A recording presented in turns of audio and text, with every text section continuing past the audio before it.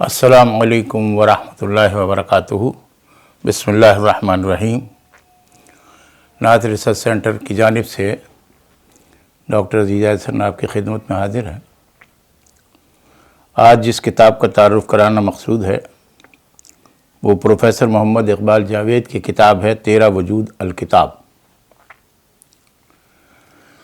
اس کتاب میں انہوں نے 14 ان بزرگوں کا کلام شامل کیا ہے جو صاحب حال تھے، اور اس میں 10 نعتیں تو فارسی شاعروں کی ہیں اور ایک نعت پوٹوہاری کی ہے، دو نعتیں یا 3 نعتیں جو ہیں وہ اردو کی ہیں۔ تو اس طرح یہ 14 نعتیں ہو گئیں۔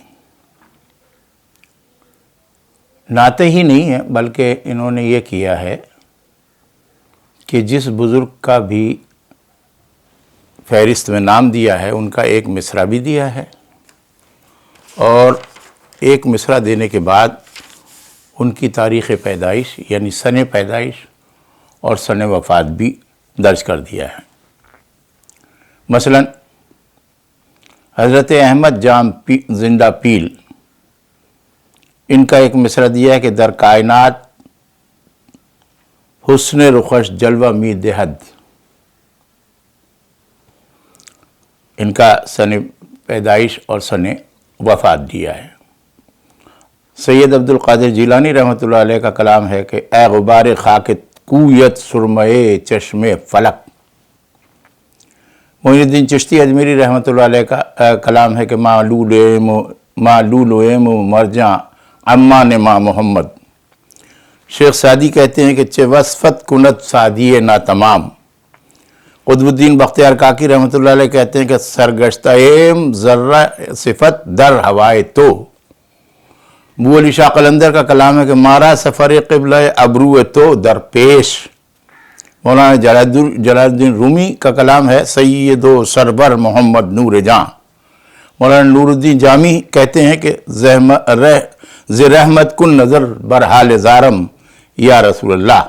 حضرت امداد اللہ مہاجر مکی کہتے ہیں کہ مکے میں ہوں پر ہے ہوا سے کوئے مدینہ۔ حضرت احمد رضا خان صاحب کا مشہور سلام ہے مصطفیٰ جان رحمت پہ لاکھوں سلام۔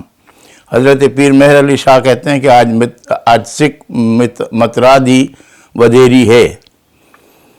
قاضی محمد سلیمان منصور پوری کہتے ہیں کہ اس میں او مہر سلیمان را دہد شان جلیل۔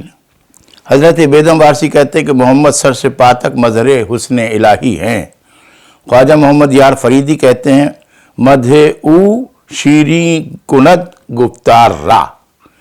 اس طرح یہ 14 بزرگ ہیں جن کا انہوں نے سوانحی خاکہ بھی دیا ہے، ان کا مختلف اور کلام بھی دیے ہیں، لیکن یہ نمائندہ کلام کی انہوں نے ایک ایک مصرع دینے کے بعد نشاندہی کر دی ہے۔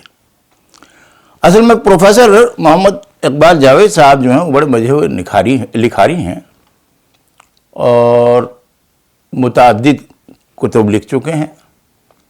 نعت رنگ میں بھی ان کے اکثر مضامین آتے رہتے تھے۔ ان کی نثر جو ہے وہ نثر لطیف کی طرح بہت ہی خوبصورت اور دلکش ہوتی ہے۔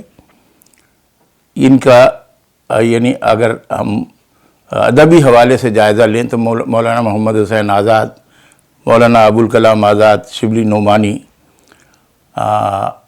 عبد الماجد دریابادی، اس طرح کے یا شورش کاشمیری، اس طرح کے لوگ جو نثر لکھتے رہے ہیں، رنگین نثر، پروفیسر اقبال جاوید بھی ایسی ہی نثر لکھتے ہیں اور بہت خوبصورت لکھتے ہیں۔ ان کی اس کتاب کا انہوں نے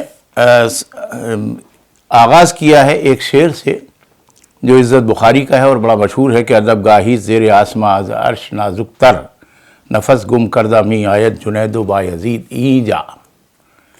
یہ حوالہ دینے کے بعد انہوں نے یہ جو زندہ پیل ہیں یہ بڑے مشہور اس لیے ہیں کہ ان کا ایک شعر جو ہے کشتگان خنجر تسلیم را ہر زماں از غیب جانے دیگرست، یہ بڑا مشہور ہے، اور یہ اس لیے مشہور ہے کہ حضرت बख्तियार काकी रहमतुल्लाह अलैह इसी शेर को सुनकर पहले बेखुद हुए और फिर जहाँ भाग के तस्लीम हो गए।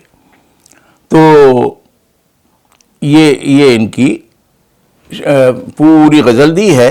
और ये चूँकि गज़ल आम तौर से जो बुज़ुर्गान दीन हैं और जिनका ताल्लुक़ तसव्वुफ़ से है और मारिफत से है, वो अपनी गज़ल में इलाहियाती मज़ामीन ज़्यादा लाते हैं और कहीं कहीं इश्क़ रसूल का भी ज़िक्र आ जाता है, इसलिए कि वो ज़ाहिर है कि जब नबी अल्लाह का ज़िक्र आएगा तो नबी भी याद आएंगे, रिसालत भी याद आती है, नबूवत भी याद आती है, तौहीद भी याद आती है। तो वो सारा इनका है। ये इन्होंने पूरी इनकी गज़ल देने के बाद इनके हवाले से बहुत सारी बातें की हैं जिनका यहाँ पर हम तज़किरा नहीं कर सकते, इसलिए कि बहुत ही ज़्यादा मुश्किल हो जाएगा अगर हम हर एक का ज़िक्र करें।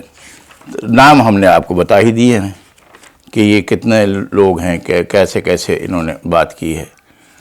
अब्दुल कादिर जिलानी साहब रहमतुल्लाह अलैह, ये इनको पीराने पीर कहते हैं, दस्तगीर कहते हैं, ये इनका भी कलाम है और इनके अहवाल भी यहाँ पर बाकायदा मज़कूर हैं। इसी तरीक़े से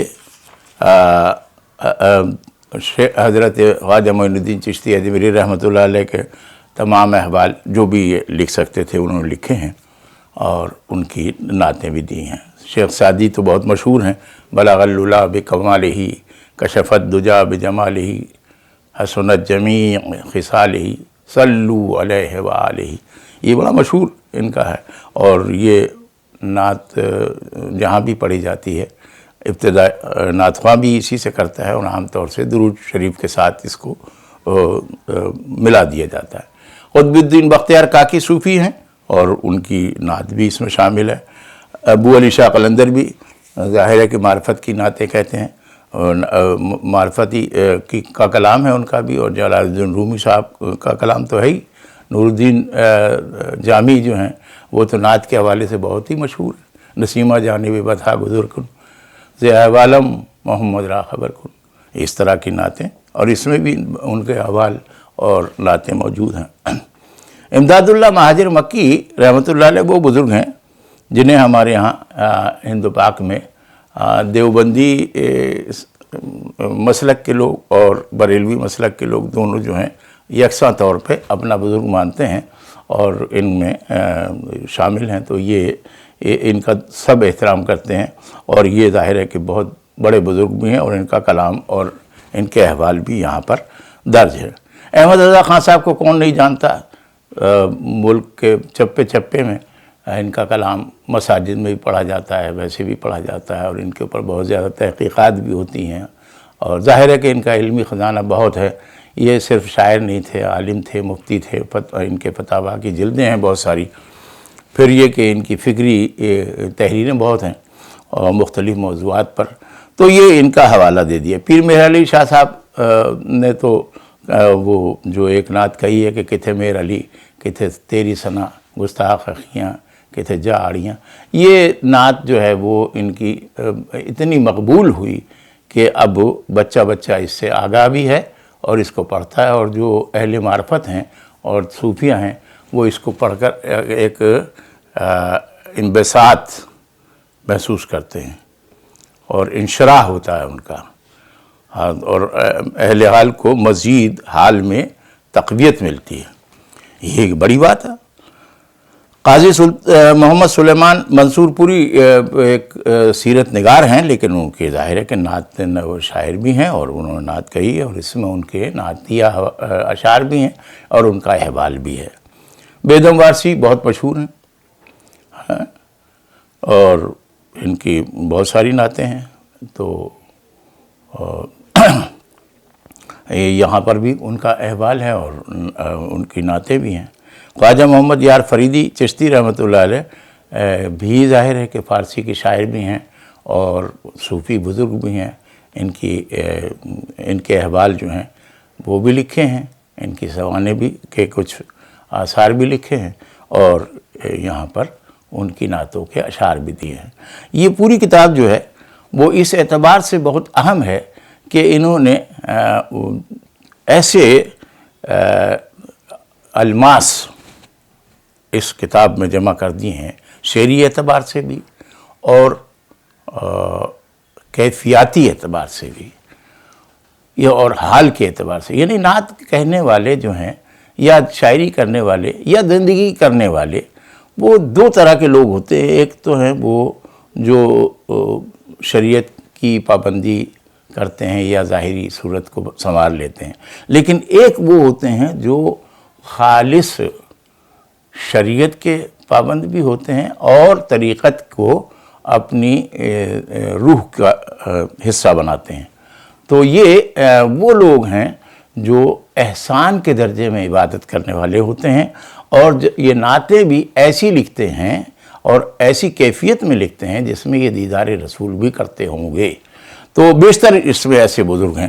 تو بہرحال یہ کتاب جو ہے یہ اس قابل ہے کہ اس کو ہر نعت سے منسلک ہر شخص کو اس کا مطالعہ کرنا چاہیے اور اس سے سبق لینا چاہیے.